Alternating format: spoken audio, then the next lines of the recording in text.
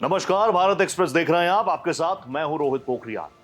तीसरी बार लगातार केंद्र की सत्ता में आई मोदी सरकार अब अपना पूरा ध्यान विकसित भारत पर लगा रही है। संसद में राष्ट्रपति के अभिभाषण से विशेष सत्र का आगाज हुआ। राष्ट्रपति की स्पीच में मोदी सरकार के बजट का विजन भी देखने को मिला। प्रेसिडेंट द्रौपदी मुर्मू के मुताबिक जुलाई के तीसरे सप्ताह तक पेश किया जाने वाला बजट विशेष होगा। पीएम मोदी सरकार के रिफॉर्म, परफॉर्म और ट्रांसफॉर्म फॉर्मूले की बदौलत आर्थिक विकास की दर 8% पर बरकरार रही।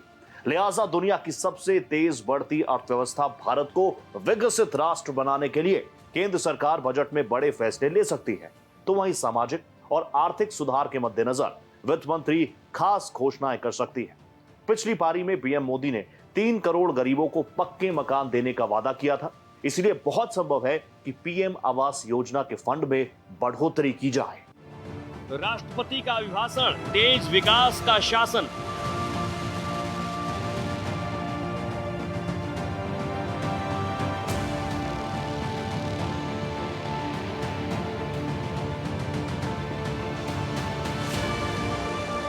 रिफॉर्म, परफॉर्म, ट्रांसफॉर्म, इकोनॉमी में आई धूम।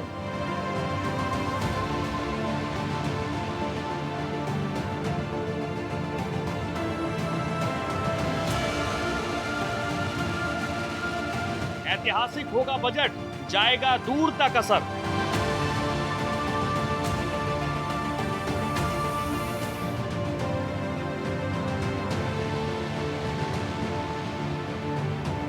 मोदी 3.0 का पहला बजट, भविष्य के विजन का दस्तावेज।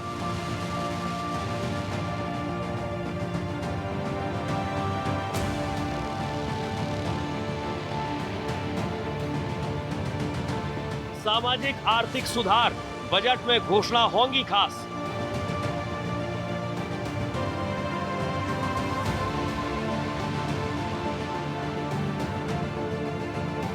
करोड़ों गरीबों को पक्के मकान, बड़े फंड से समाधान।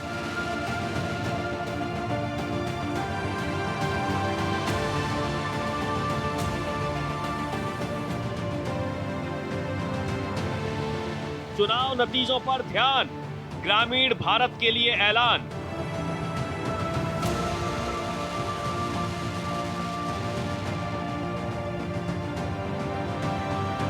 विकसित भारत का सपना, हर क्षेत्र में संतुलन है साधना।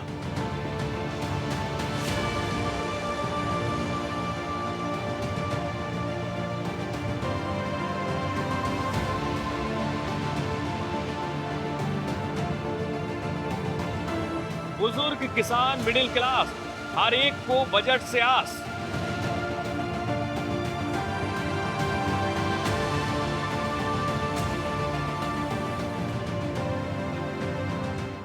अठारहवीं लोकसभा से पहले सत्र में राष्ट्रपति द्रौपदी मुर्मू ने संसद के संयुक्त सत्र को संबोधित किया।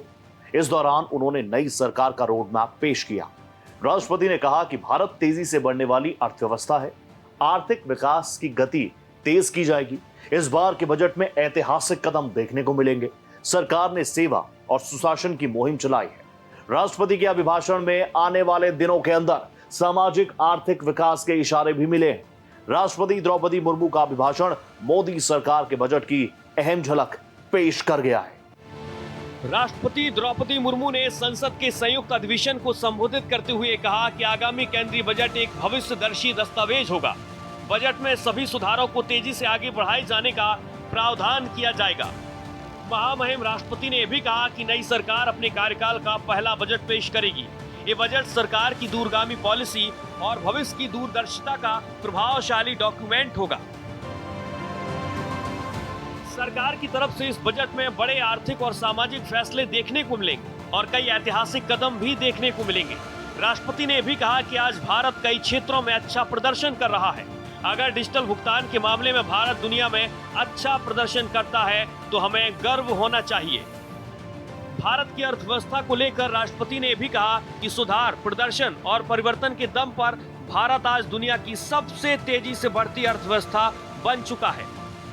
10 वर्षों में भारत 11वें स्थान से उठकर 5वीं सबसे बड़ी अर्थव्यवस्था बन गया है और ये तब संभव हुआ जब कोविड-19 महामारी और दुनिया के कई हिस्सों में संघर्ष जारी है, जिसका असर दुनिया की अर्थव्यवस्था पर पड़ रहा है।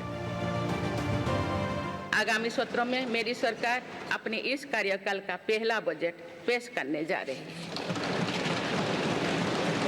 ये बजट सरकार की दूरगामी नीतियों और फ्यूचरिस्टिक विजन का एक प्रभावी दस्तावेज होगा।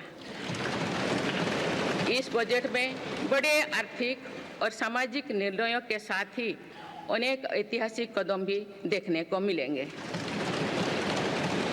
भारत के तेज विकास की जन आकांक्षाओं का पूरा करने के लिए रिफॉर्म्स की गति अब और तेज की जाएगी। माननीय सदस्यगण, हमारी सफलताएं हमारी साझी धरोहर है, इसीलिए उन्हें अपनाने में संकोच नहीं, स्वाभिमान होना चाहिए। आज अनेक सेक्टर्स में भारत बहुत अच्छा प्रदर्शन कर रहा है। ये उपलब्धियां हमें हमारी प्रगति और सफलताओं पर गर्व करने की अपार अवसर देती है। जो भारत डिजिटल पेमेंट्स के मामले में दुनिया में अच्छा प्रदर्शन करता है तो हमें गर्व होना चाहिए।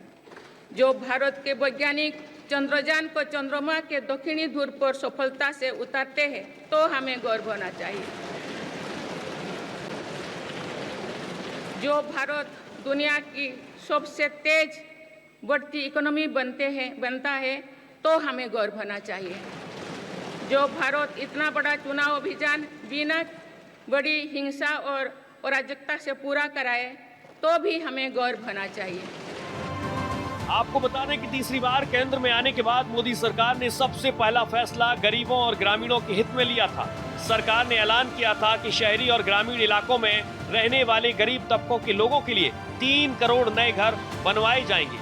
इसके लिए सरकार को अच्छे खासे फंड की जरूरत पड़ेगी। उम्मीद है कि बजट में 3 करोड़ नए घर बनवाने के लिए फंड का ऐलान किया जा सकता है। 1 फरवरी में पेश हुए अंतरिम बजट में वित्त मंत्री निर्मला सीतारमण ने प्रधानमंत्री आवास योजना के लिए 80,000 करोड़ के फंड का अलॉटमेंट किया था और अब 3 करोड़ नए घर बनवाने का टारगेट मोदी कैबिनेट ने तय किया। इसके लिए माना जा रहा कि पीएम आवास योजना के तहत जो फंड पहले अलॉट किया गया उसे पूर्णकालिक बजट में बढ़ाया जा सकता है। वहीं 2024 लोकसभा चुनाव में बीजेपी को ग्रामीण क्षेत्रों में बड़ा झटका लगा है। इन इलाकों में बीजेपी की सीटें कम हुई हैं और ऐसे में ग्रामीण और कृषि क्षेत्र पर बजट में खास ध्यान दिया जा सकता है। साथ ही भारत को 2047 तक विकसित राष्ट्र बनाने और तीसरी आर्थिक महाशक्ति बनाने के लिए कुछ बड़े और ऐतिहासिक फैसले बजट में हो सकते हैं। इस बार के बजट में पूंजीगत खर्च यानी कि कैपिटल एक्सपेंडिचर पर सरकार का ज्यादा फोकस रहने वाला है। राष्ट्रपति ने अपने अभिभाषण में इसके संकेत भी दिए हैं। राष्ट्रपति द्रौपदी मुर्मू ने कहा कि भारत दुनिया की सबसे तेजी से बढ़ने वाली अर्थव्यवस्था है। अब हमारा देश दुनिया की तीसरी सबसे बड़ी अर्थव्यवस्था बनने की ओर है। अर्थव्यवस्था के तीनों स्तंभों विनिर्माण, सेवाएं, कृषि को महत्व दिया जा रहा है। राष्ट्रपति के अभिभाषण के इस हिस्से पर गौर करें तो समझा जा सकता है कि सरकार आने वाले बजट में पूंजीगत खर्च पर फोकस करेगी, यानी सरकार इंफ्रास्ट्रक्चर और कृषि पर खास ऐलान कर सकती है। इस बार के बजट में किसानों और प्रधानमंत्री किसान योजना को लेकर भी खास ऐलान किए जाने के संकेत मिल रहे हैं। राष्ट्रपति ने अभिभाषण में इसकी रूपरेखा भी खींच दी है। उन्होंने कहा कि मोदी सरकार ने पीएम किसान सम्मान निधि के तहत देश के किसानों को 3,20,000 करोड़ रुपए से अधिक की राशि प्रदान की है। अब तक 20,000 करोड़ रुपए से अधिक की राशि किसानों को ट्रांसफर की जा चुकी है। आज का भारत अपनी वर्तमान जरूरतों को ध्यान में रखते हुए अपनी कृषि व्यवस्था में बदलाव कर रहा है। इससे उम्मीद की जा रही है कि मोदी सरकार इस बार के बजट में किसान सम्मान निधि, पीएम किसान योजना को लेकर कुछ बड़ा ऐलान करे। छोटे किसानों की बड़ी समस्या भंडारण से जुड़े होती है, इसलिए मेरी सरकार ने सहकारिता क्षेत्र में दुनिया की सबसे बड़ी भंडारण योजना पर काम शुरू कर चुकी है। किसान अपने छोटे खर्चे पूरे करने के लिए इसके लिए पीएम किसान सम्मान निधि के तहत उन्हें 3,20,000 करोड़ रुपये से ज्यादा राशि दे सकते हैं।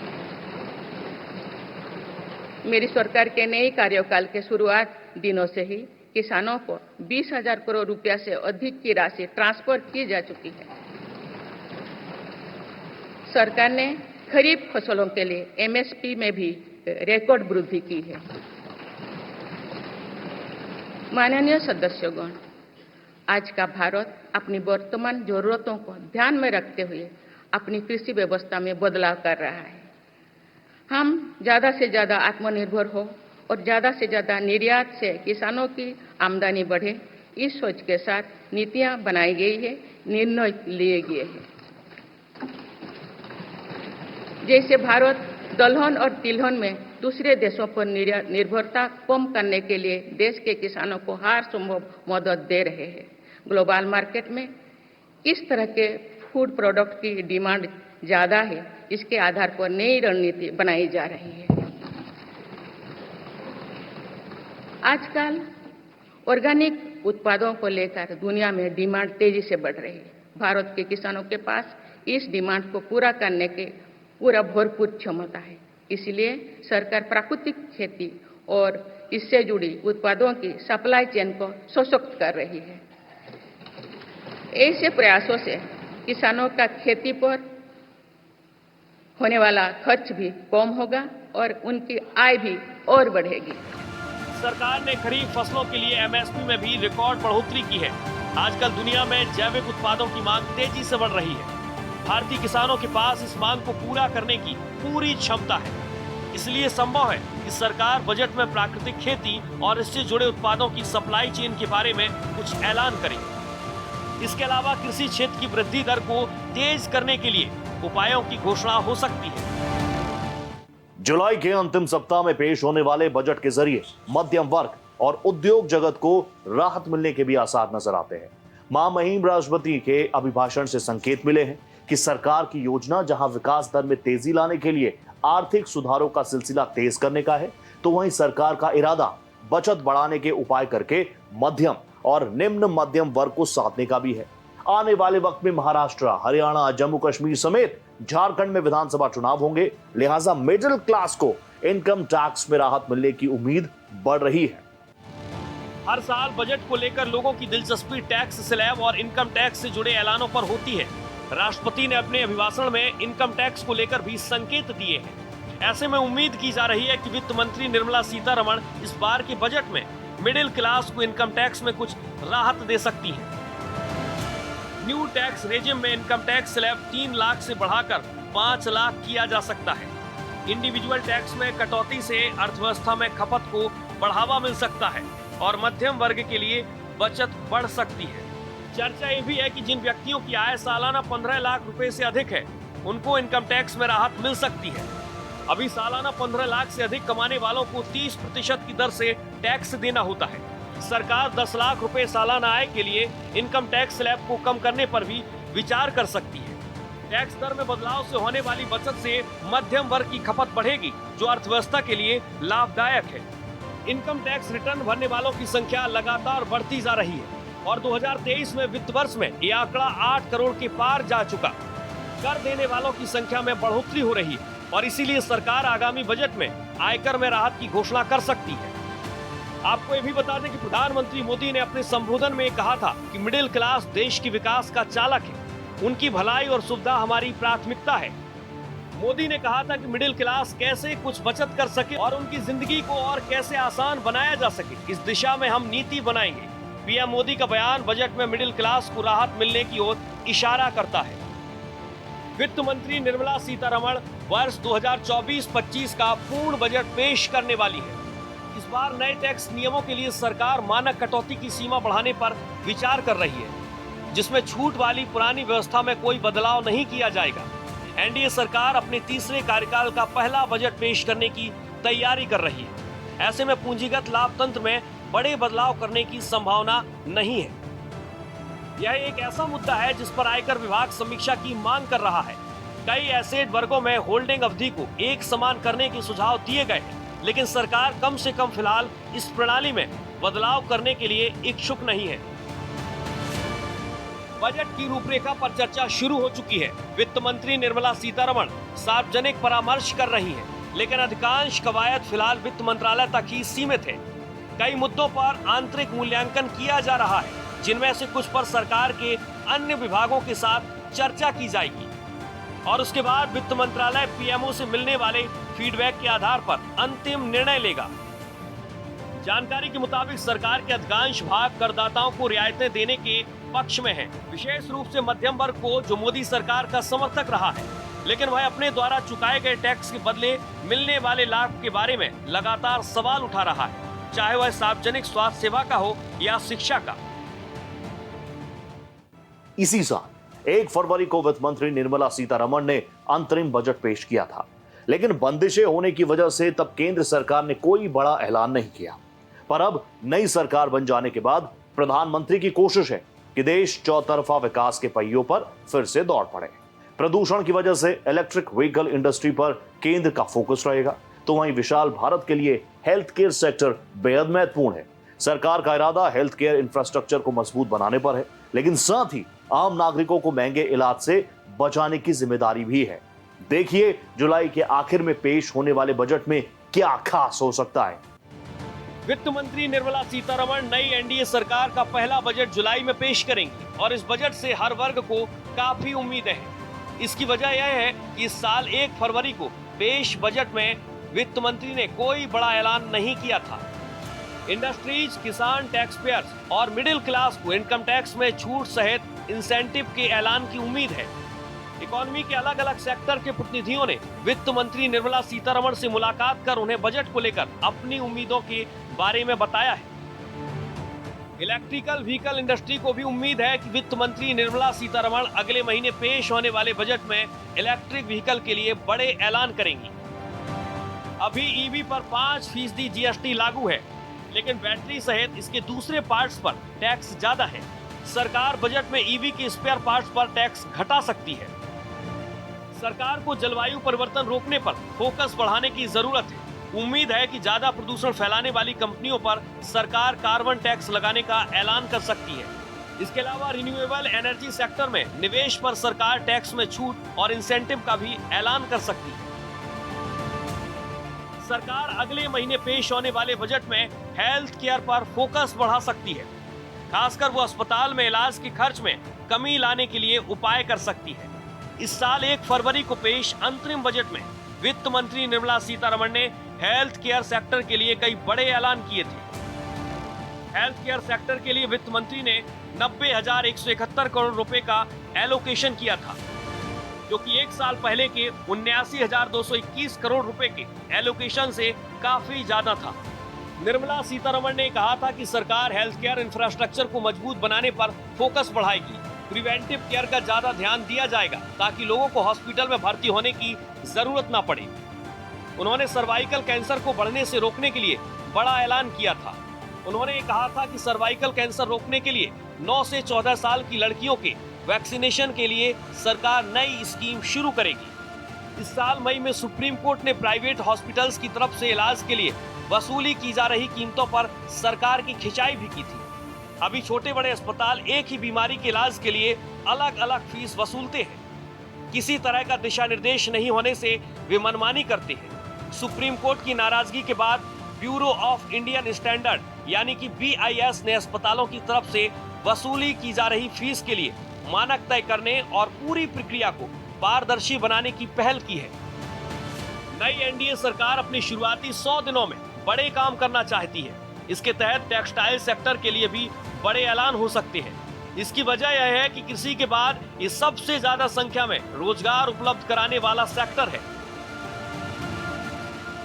सरकार अगले महीने पेश होने वाले बजट में कई बड़े ऐलान कर सकती है। टेक्सटाइल्स का एक्सपोर्ट बढ़ाने के लिए टेक्सटाइल्स को पूंजी के मामले में सरकार से मदद मिल सकती है। साथ ही सरकार भारतीय उत्पादों के विदेशी बाजार में प्रतिस्पर्धी बनाना चाहती है और इसके लिए बजट में उपायों का ऐलान हो सकता है। सरकार ऑर्गेनिक कॉटन और लॉन्ग स्टेपल कॉटन के आयात पर बेसिक कस्टम ड्यूटी घटा सकती है।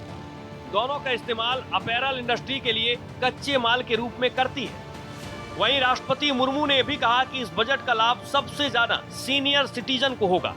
आयुष्मान भारत योजना में अब तक 70 साल से ज्यादा आयु वाले व्यक्ति का भी फ्री में इलाज किया जा सकता है। लोकसभा चुनाव में बीजेपी और एनडीए को उम्मीदों से कम सीटें मिली।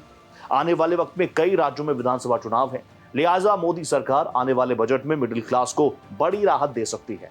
इसके साथ ही विकास की तेज रफ्तार पर सवार भारत की अर्थव्यवस्था को ऐसे ही बनाए रखने पर केंद्र का खासा फोकस रहेगा। इसके साथ ही केंद्र की कोशिश गरीब आबादी के लिए पक्के मकानों के साथ मूलभूत जरूरतों को पूरा करने पर भी रहेगा। तो वहीं पीएम मोदी पहले ही बोल चुके हैं कि विकसित भारत का आधार देश के युवा, किसान और महिलाओं की तरक्की पर टिका है। लिहाजा बजट में चौतरफा समावेशी विकास की कोशिश नजर आ सकती है। राष्ट्रपति द्रौपदी मुर्मू के अभिभाषण में बजट की मोटे तौर पर झलक भी मिली है, जिससे उम्मीद है कि इस बार का बजट ऐतिहासिक हो सकता है। इसी के साथ हमारी इस खास पेशकश में फिलहाल इतना ही। दीजिए इजाजत। नमस्कार।